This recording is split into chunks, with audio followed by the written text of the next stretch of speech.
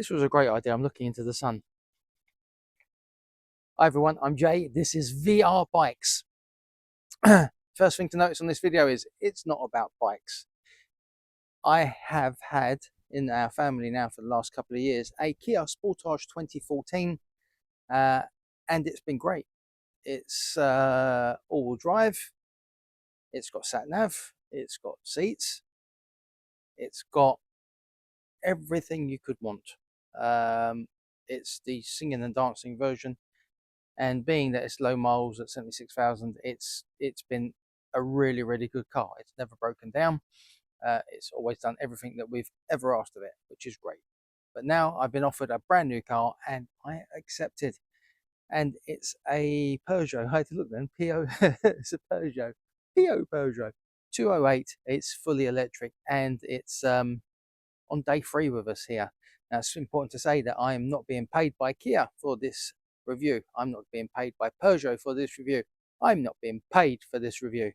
So it is a completely unbiased way of walking around it. Now, I've never been in an electric car apart from my brother's, which I spent about 10 minutes in, and yeah, I don't know that much about them apart from I know they plug in. But that's about it. Everything else. So let's have a look around and see what I've found, and it's not all good in the first 3 days of ownership. So let's make a start with the boot. Now I was hoping when I ordered this it would be an electric opening boot. It's not. It's a little latch in the middle, same as most cars on the road. You press that. What I do find, that first inch, well the first 6 inches or so, is quite a heavy boot, and it lifts up to what isn't a massive boot. It's adequate, and it does, and that cable should be in there, but was fiddling around a bit last night trying to see if I could actually make a charger work in the local Tesco's, and the answer was no. So it wasn't a brilliant start. So the boot is manual open and shut. It is on struts, so that'll probably loosen up a little bit more as it goes. This is the GT model, 54 kilowatt, I think, whatever that means. Rear wiper, the back of the car, where electric mirrors, windows at the back, and quite a nice interior with green piping. The charging ports down there, which are both USB and USB-C, that's the one. Some storage containers in the back here, and I think that's about it. It hasn't got a sunroof, which is fine, because where the Kia had a full panoramic sunroof, we never used it, so that was fine. So coming into it, came with trimmed mats as well, which was very nice. And just jumping in here, first thing that I have noticed is that one is keyless, which is the norm now, but it's the first car I've ever had that is keyless. And the yeah, it's been a little bit of a learning curve straight away. So the key just has to get in the car and press, and there we go, we are ready. So my profile is being loaded on there at the moment. First thing I've noticed is that the screen is a lot smaller than my brother's one in, I think, a Renault, which was a screen that went down there. This is quite small, and so far for someone like me who I would say does know a little bit about technology, it's not been the easiest to navigate. First of all, when you put your profiles in, it comes in kilometers instead of miles, which is great if you work with kilometers, but we don't in England, so I had to swap that over. That took a little bit of a YouTube video just to see where that bits were. Right, so the storage is 2 cup holders there and a very small compartment there. The glove box is minute. You can only put stuff in this side of the glove box, which is a pair of sunglasses, which again isn't ideal. Coming onto the middle console, it has got regen brakes, which is this B here. I didn't know what that was, so I had to Google that as well. The drive mode is the normal one, which is normal, eco and sport. I haven't tried sport yet because, well, there's a reason for that. We'll come back to that in a moment.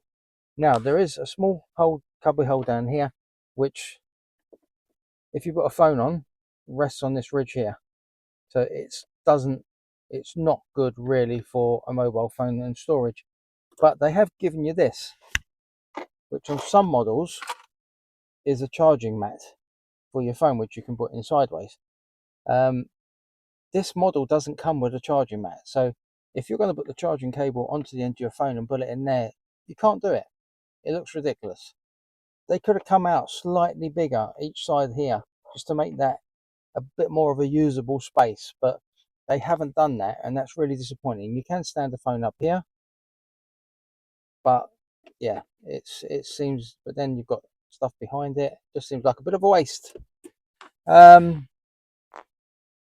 Working out stuff like how the heating works, how the aircon works, and everything else, I've got different buttons along here. They're not all self-explanatory. I mean, yeah, that's recirculating, but I didn't know what that was first of all. Aircon max, yeah, lock the car. But then I've got a button here. Oh, and I've got buttons here, which at the minute, looking at the screen, isn't doing a hell of a lot. This screen, it's okay. It's, yeah, some of the stuff is easy. No, it isn't. Most of the stuff's going to take a lot getting used to, like the controls, the sat nav, which I won't put on because of obvious reasons, only really takes up 3/4 of that screen, which isn't massive anyway, because I'd say that's probably about 10 inch maybe. So 3/4 of that is taken up, and where again on my brother's car, it's a big massive screen, and the sat nav's very easy to read. This does seem to be a little bit more of a yeah, a trial to get to where we're going. So the car runs really well. Pulls and does everything you'd expect from an electric car. It's very quiet, and the overall experience of it is pretty good. So if we come back outside, the particular deal that I've got with this car, and I've just noticed the keys are in there, I've got to be careful of that. One thing I've noticed with electric keyless cars is you don't want the bloody things to lock while they're in there, and I don't know if that's a thing. So let's come round and I'll tell you about where my other problems are with this.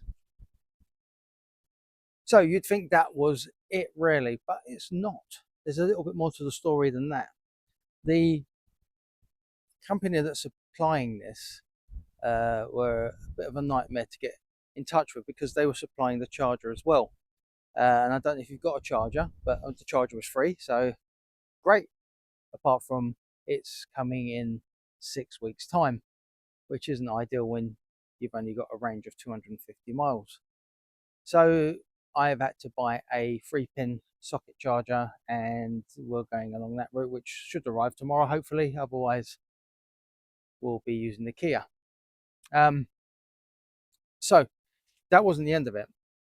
The charger was meant to be free, but because of the distance between my consumer unit and my garage, and it's over 15 meters, they're charging me £220, which is a lot cheaper than me going out and buying a charger. I know, but for something that's meant to be free, I'm now paying. I have no knowledge at all on how to charge this car at a charging station. There's plenty of Google videos, but one thing I did notice last night, and it's an obvious problem from the beginning, was that we went to Tesco's, our local Tesco's, and plugged the cables in, which was fine. Worked out that to get them out again, you've got to unlock the car, blah blah. But downloading the app was difficult because there was no Wi-Fi or 3G, 4G, 5G signal available, so it made it impossible to do.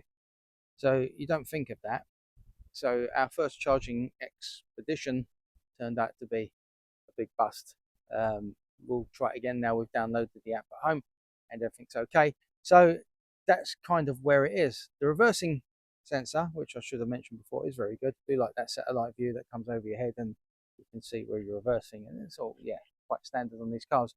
So this is a great looking car, and it's understated inside. But if you are of a generation where technology might be slightly difficult, then I can see navigating through that system is going to be a real challenge for you, and should be something that you consider when buying especially an electric car. Like I've mentioned, my only reference for this is my brother's car, which is the Renault. At least the screen is a lot bigger, so the icons are a bit bigger, and you can perhaps go between systems just that little bit easier than you can do on this particular model. Do I like it? Yeah, I do. It's very nice. The storage on it is pants. The glove box is non-existent, like I showed you. The center console holds nothing, but it's a really nice car, and I keep looking at the moment, like you do with all your new stuff. But yeah, I'm looking forward to getting to know this car a lot more in the next few months. So there's only one more thing to do, and that's drive it. So the first thing to notice 100% when you're in this vehicle is how quiet it is, and it does take a little bit of getting used to. You can actually hear every fart, which can be a little bit disconcerting, especially if you've got people in the car you're not that familiar with.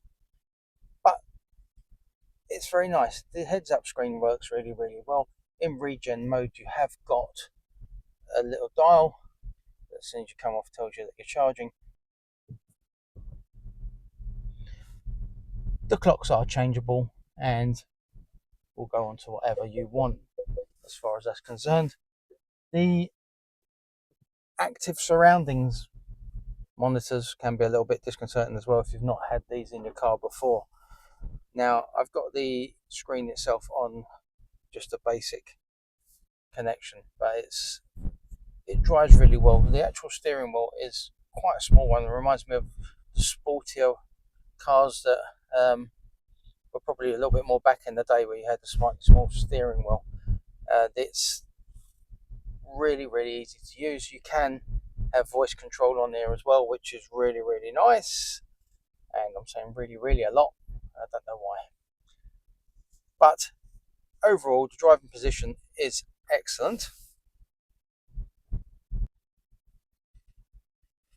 And while I've not had a lot of new cars, in fact, this is only my second one ever. Now, things to be aware of, especially with an electric car, are if you're going to be using the regen a lot, is that the actual normal braking system can be affected because it's not getting used as much, and it can fur up slightly, etc. So it's definitely one to be aware of. And what I'm saying about the info system and how difficult it is, I'm actually looking forward to trying to just learn it a little bit more and becoming a little bit more au fait with it, even though I do think this will probably take a long time. And such is the things with these type of cars, that you find that when you go to sell them, you've only ever used 10% of what was available on the functions anyway. That's just the way it goes.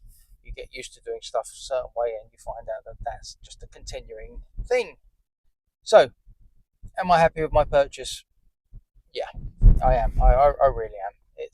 It's a beautiful car, and with the particular deal I've got, everything's included. So for the next 3 years motoring, there is absolutely nothing that I would need to consider or worry about. So yeah, would I say buy one? The price point I think for these is is it 36,000? Are there cheaper ones? I don't know. What I would suggest is have a shop around, see what's right for you, and then make that decision. Make sure that whatever car you're going to get, you can actually live with and will work for you, because at the end of the day, you have to be happy. And if you're doing a lot of miles, or you'll just be doing Sundays to the church, you have to know what you're doing. You don't. You have to be content in your decision. So what happens now with the Sportage? Well, I'm cleaning it at the moment, and that will be up for sale very soon. Will it be a difficult sell? Yes, it will. For one particular reason, it's Cat N, and those things really do take a little bit longer when you sell them, but that's life. So until next time, I hope you found this a little bit of an honest review on this car, and then some way it might help you. If you do have a question about electric cars and you're thinking of getting one, or you've got one and you don't know how to do something, then yeah, drop me a message. I might be as clueless as you, but I will try and answer any questions. So until next time, please like, share, subscribe. If you like motorbikes and you've only watched this because it's about an EV car, then please subscribe. Even if you never watch, subscribe and just like a few videos, because it makes a hell of a difference. Okay, right. Until then, I normally say ride safe, but until then, next time, well, drive safe.